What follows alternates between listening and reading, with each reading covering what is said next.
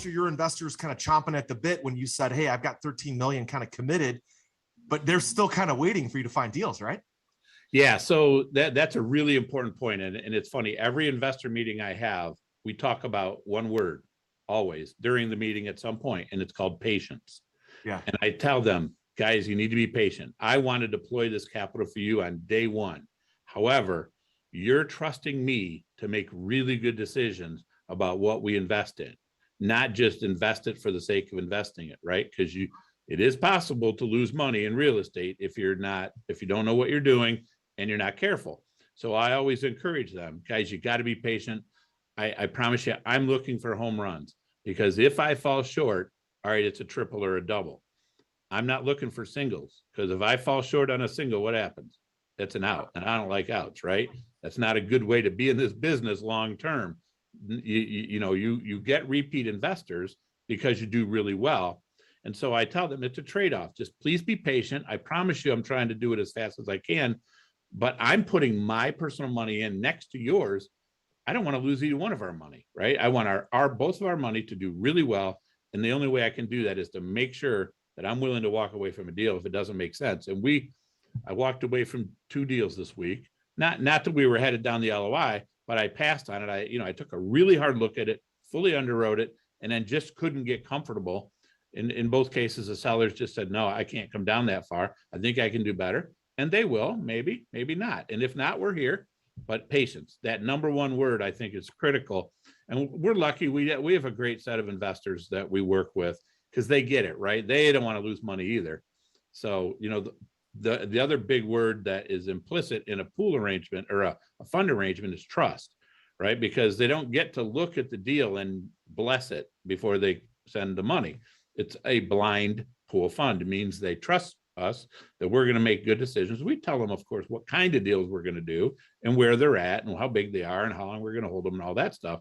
But they still have that trust. So it's sort of a trade-off, right? It is. And most of our investors, they get it. They understand. I mean, yeah, they want their capital deployed, but they also don't want to lose money.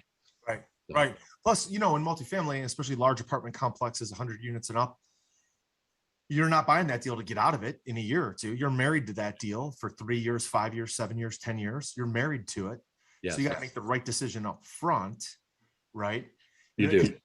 People say you make money when you buy, you realize it when you sell. That's generally true. You make money when you buy. You realize the profits through great management in the multifamily space. Great management, great CapEx, leasing team. That execution is where it's at. But if you overpay, it's hard to kind of just make that up through operations, right? Yeah, but I will tell you, coming from a Midwest state, going to a Sun Belt state, I actually had to teach myself, this was many years ago, I made this transition, but I had to teach myself to look at deals a little different, because the growth market, Sun Belt's a massive growth market.